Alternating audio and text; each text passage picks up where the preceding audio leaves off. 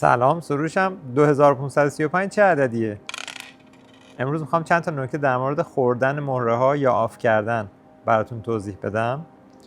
بریم که روی بورد کامل براتون توضیح بدم.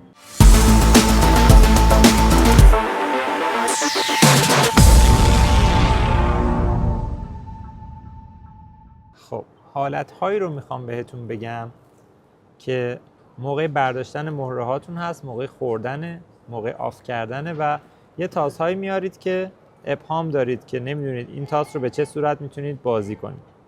مثالی که میزنم الان تاس 4 و 1 هست، بازیکن سفید تاس انداخته و 4 و 1 آورده.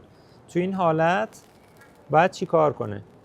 اگر یک اول مهره حریف رو بزنه و بعد 4 بخوره که خیلی عالی میشه براش، ولی باید ببینیم اصلا همچین کاری مجاز هست یا نه.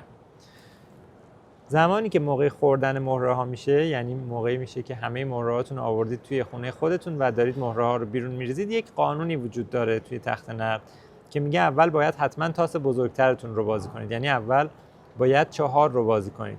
شاید تو این وضعیت شما بگید که خب من 4م اشغاله، 4 که نمیتونم مهره بخورم و 4 تا هم نمیتونم بازی کنم. 1 2 3 4 اینجا اشغال هست. میگید من نمیتونم 4 بازی کنم و فقط 1 بازی میکنم. میاد چیکار میکنید؟ مثلا میگید که 1 فقط این رو بزنم. همچین کاری درست نیست. زمانی که شما هر دو تا تاستون رو به هر شکلی بتونید بازی کنید، این قانون اولویت داره بر این که شما اول تاس بزرگتر رو بازی کنید و بعدش بگید مثلا من حالا تاس کوچیکتر رو بازی میکنم. چون الان در صورتی که اول تاس کوچیکتر رو بازی کنید، بعدش میتونید تاس بزرگتر رو هم بازی کنید، اون قانون اولویت اینجا تغییر میکنه، تبدیل میشه به هر دو تا تاس رو بازی کردن. یعنی اول 1 رو بازی میکنید، مهره حریف رو میزنید و بعدش هم 4 مهره‌تون رو آف میکنید، میخورید، میذارید بیرون. پس الان اون قانون تغییر کرد. اول تاس بزرگتر بازی کردن تغییر کرد به اینکه شما یه جوری بازی کنید که هر دو تا تاستون رو بتونید بازی کنید. مثال بعدی که میخوام براتون بزنم توی این وضعیت هست. الان اگر شما فرض کنید این اصلا همینجا هست و شما بازیکن سفید 6 و 1 آورده. حالا یا میتونه بگه که من 1 مهره حریف رو میزنم و بعد 6 میخورم؟ میتونه این کار رو بکنه؟ نه، همچین کاری مجاز نیست، چون اول تاس بزرگترش رو میتونه بازی کنه. تاس بزرگتر رو بازی میکنه 6.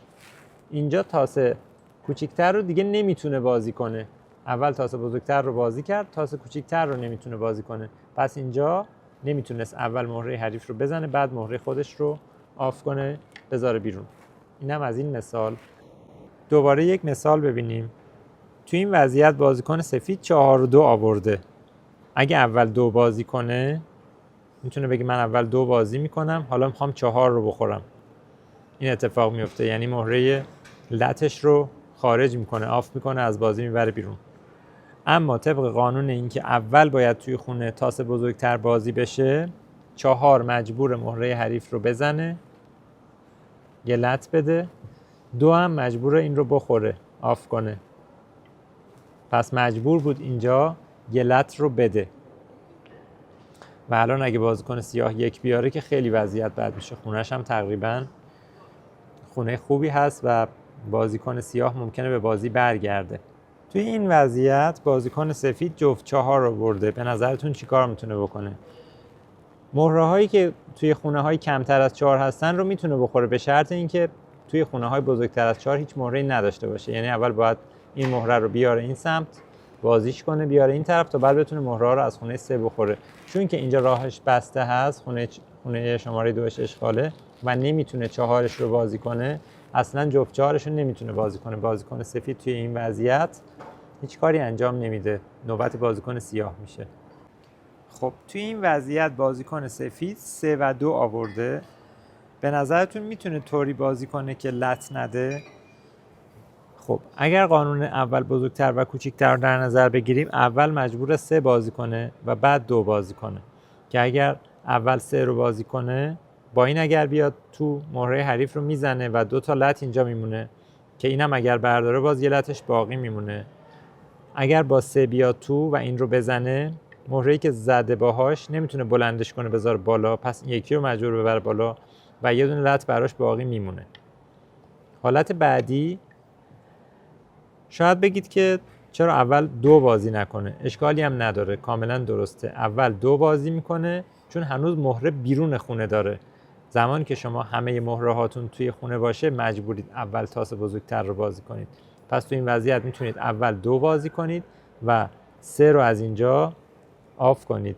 تو این وضعیت هیچ لطی هم ندادید. کاملا این حرکت درست و منطقی هست. مرسی که ویدیو رو تا اینجا نگاه کردین. اگر سوال یا نظری در مورد تخت دارین حتما برامون کامنت بذارین. امیدوارم تندرست باشین. خدا نگهدار.